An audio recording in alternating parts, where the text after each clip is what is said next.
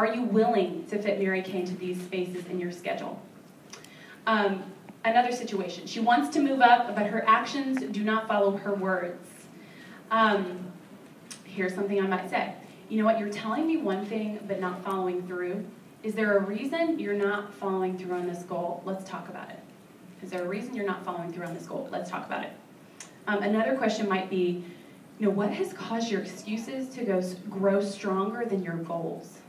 What has caused your excuses to grow stronger than your dreams, your why, your goal, your vision? And so do you see how that would initiate conversation? And then from there, you continue with follow-up questions, but it's always the first one that is usually the tough one. Once you can initiate that conversation, you can guide her through questions throughout the rest of it. Also, I think pauses are okay.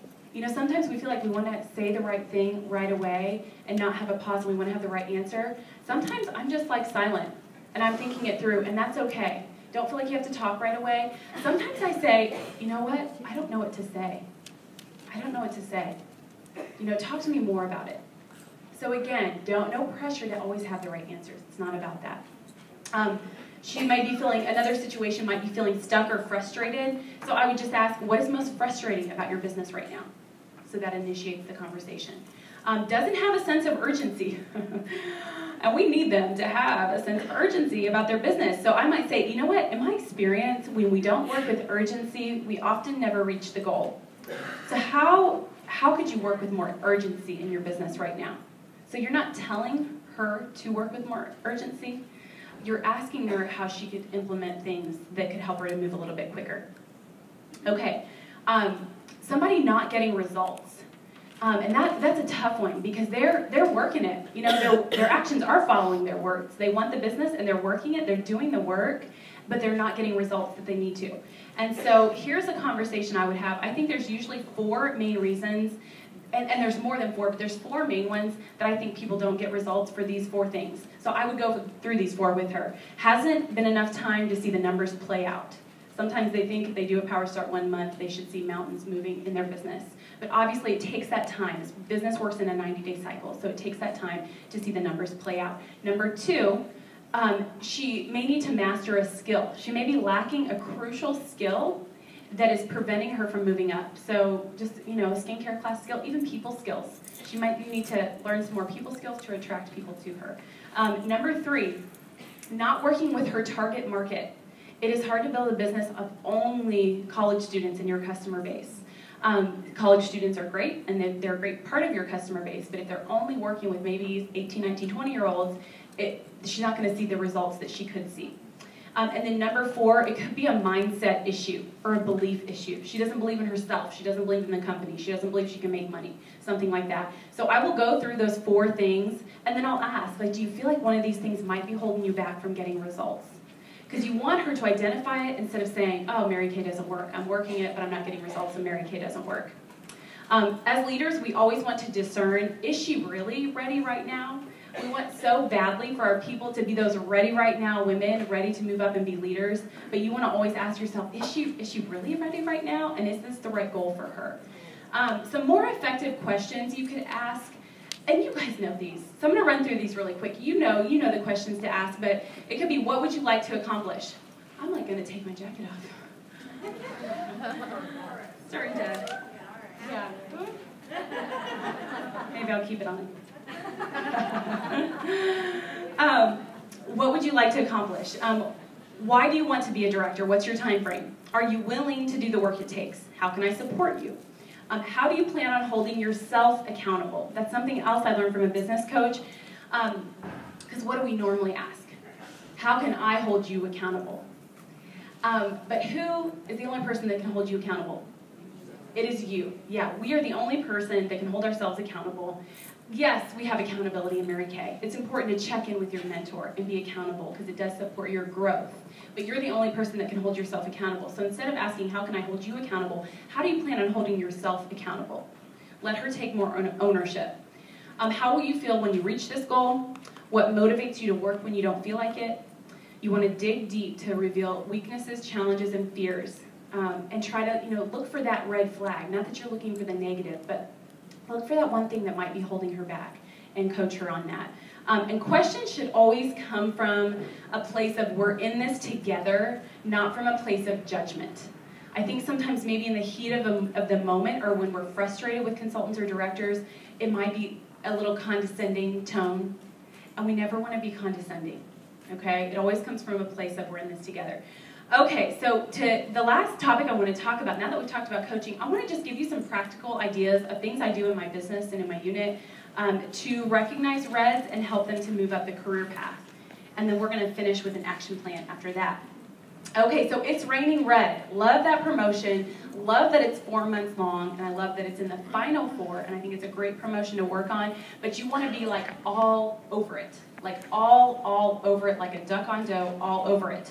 And a way to be all over it is I would create a weekly email that has pictures of the promotion and describes the promotion, but start sending it right now weekly, even bi-weekly, and recognize the activity first. Okay, sometimes we'll send the email out when somebody's done it.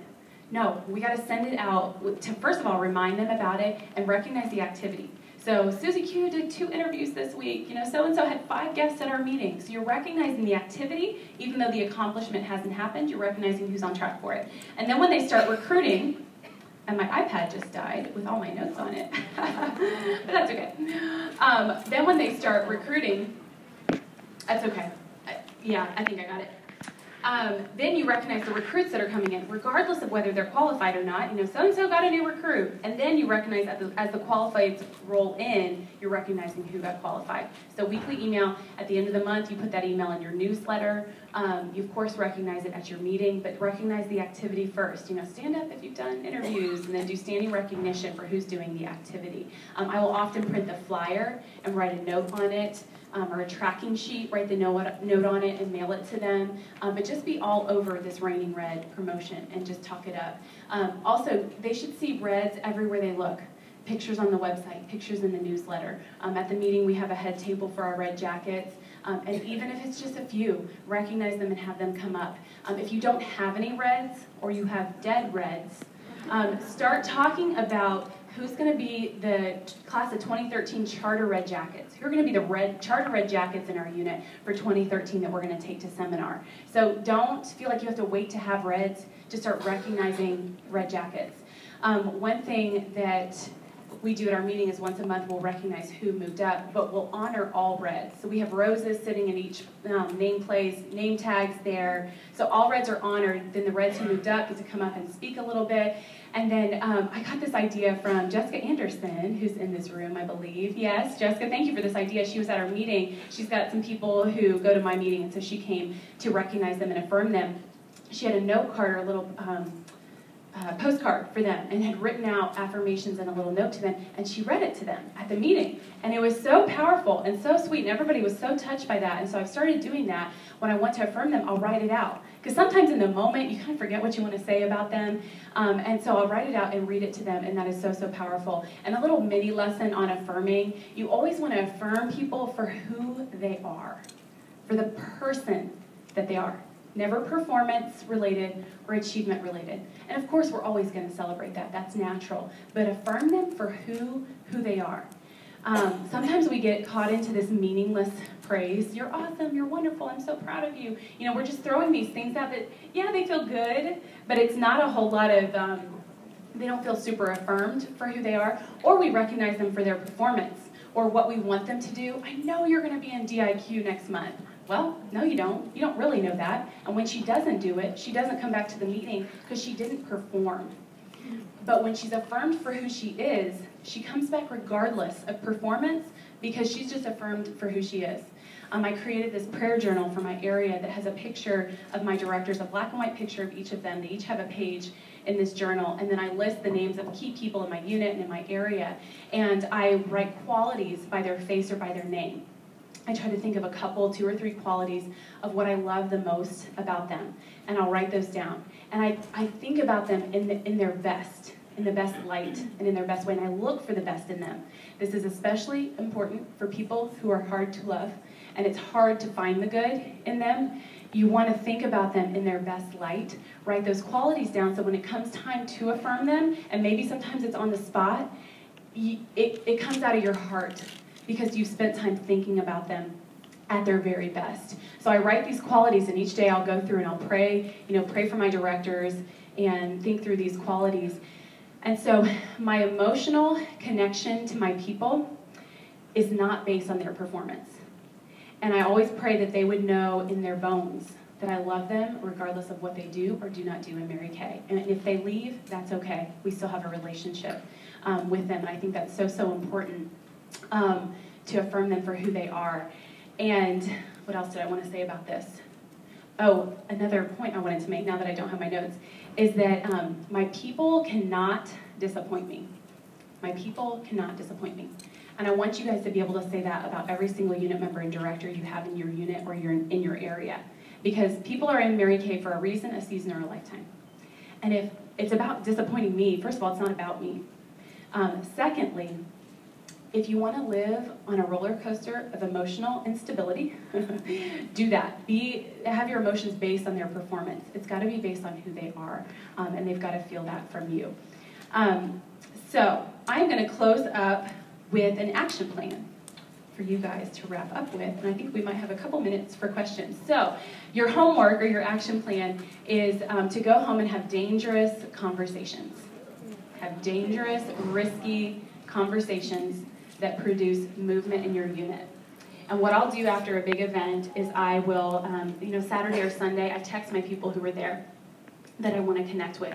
And usually Monday and Tuesday, sometimes Wednesday after an event, those are coaching days where I'm talking and having conversations with people who are at that event. They're motivated. And I would assume your key people are probably here. And so you want to catch them when they're motivated, because when they're motivated, it's easy for them to get in motion. It's easy for them to pick up the phone and start booking when they're motivated. And when they get in motion, when you have enough of them in motion, it creates momentum, and then the momentum creates a movement. And you want a movement in these next 4 months. In these final 4, you want your people moving up the career path.